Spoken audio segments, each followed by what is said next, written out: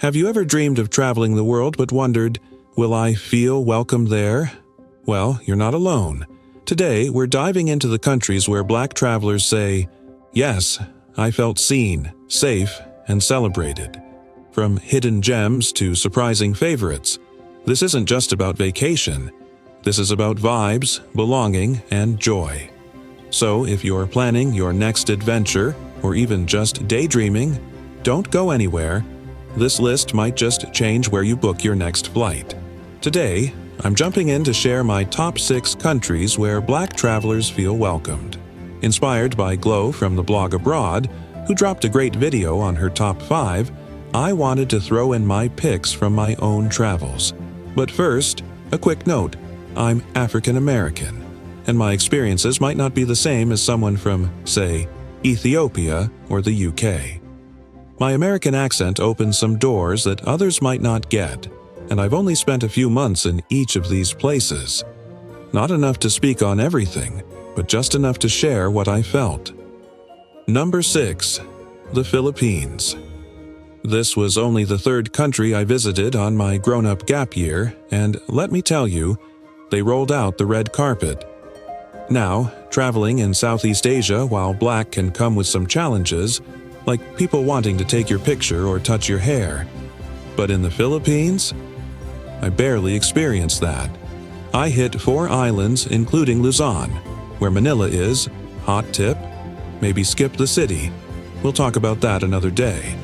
And everywhere I went, people were warm, helpful, and friendly. Heads up for my digital nomads. The internet there? Not the fastest, but the islands, hands down, the most stunning I've ever seen. Number 5. Costa Rica. Costa Rica is pure joy. It's peaceful, it's safe, and it's full of kind, generous people. I went there on vacation with one of my girlfriends, and we did all kinds of adventurous tours where you really have to trust your guides, and they treated us like queens. I'd go back in a heartbeat. Costa Rica is famous for zip-lining through rainforests, whitewater rafting, waterfall rappelling, volcano hikes, and wildlife tours. The fact that your guides earned your trust and made you feel like royalty speaks volumes about the professionalism of the tour industry there.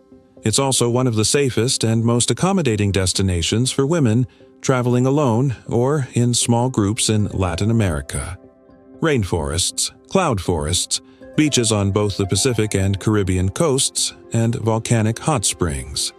It's hard to run out of things to explore. Over 25% of the country is protected land, making it a haven for wildlife and sustainable travel. Number 4. South Africa. Okay, listen. South Africa stole my heart. Back in 2017, I took myself on a solo road trip from Cape Town to Durban to Kruger National Park, and it was incredible. Cape Town was the first place I met what I call my soulmates. Other Black women travelers who just got me. I shared a room with women from Johannesburg and Ethiopia, and we hiked Lion Mountain together. Epic. Everywhere I stayed, Airbnbs, hostels, hotels, whether the hosts were Black or white, people were so friendly and helpful. South Africa is often described as a country of contrasts. Rugged coastline meets cosmopolitan city life. Ancient cultures coexist with modern innovation. But it's that depth and complexity that draws travelers in and stays with them.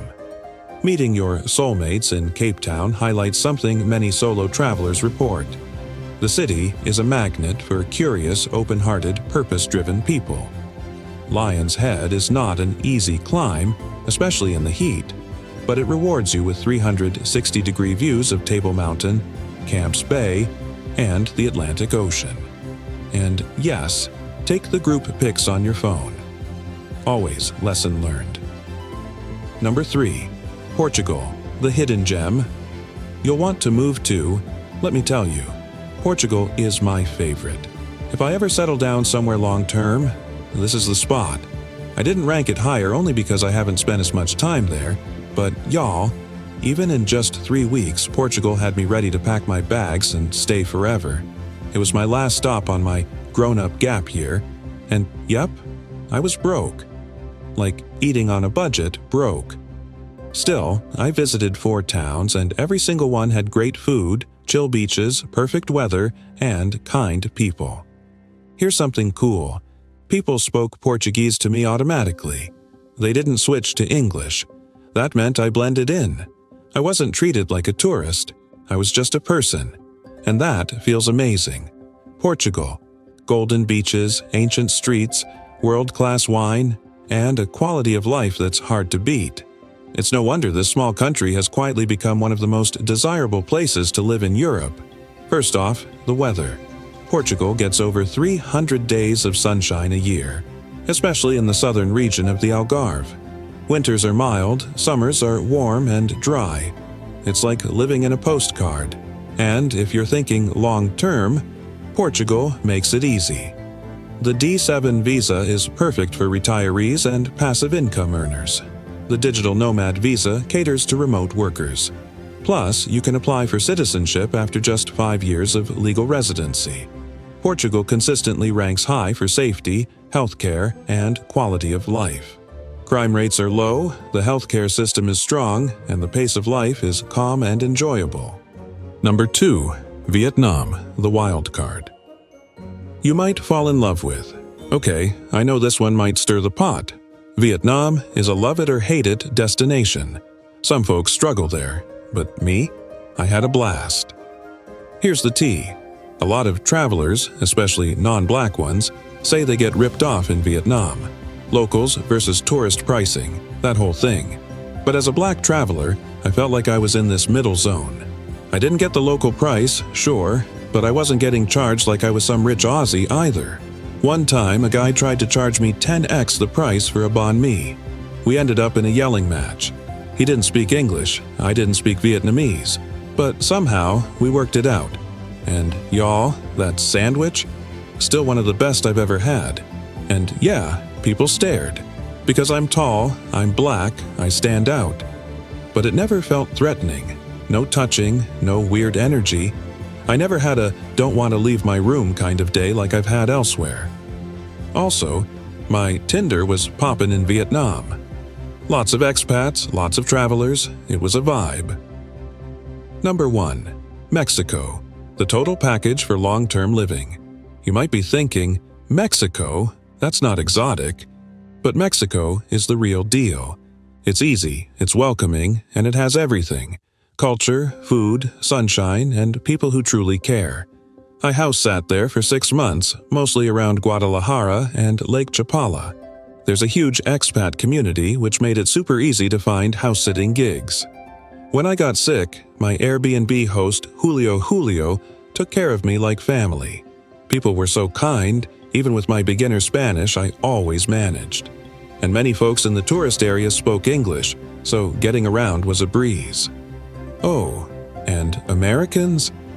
You get a 6-month visa automatically. Leave, come back, and boom, another 6 months. It's that easy to live and travel there long term. Whether you're renting or buying, costs are significantly lower than in the US, Canada, or Europe. Many expats enjoy spacious homes or ocean view condos for a fraction of what they'd pay back home. Groceries, dining out, domestic help, and utilities are all budget-friendly. So, there you have it: Portugal, Vietnam, and Mexico. My top 3 countries where I, as a black traveler, felt truly welcome. No weird vibes, no second-guessing. Just good times, great people, and unforgettable experiences. Smash that like button if you found this helpful, and share it with your travel buddy. Drop a comment if you want a part 2 with the not-so-great places I've been. Thanks for watching, and I'll see you in the next one.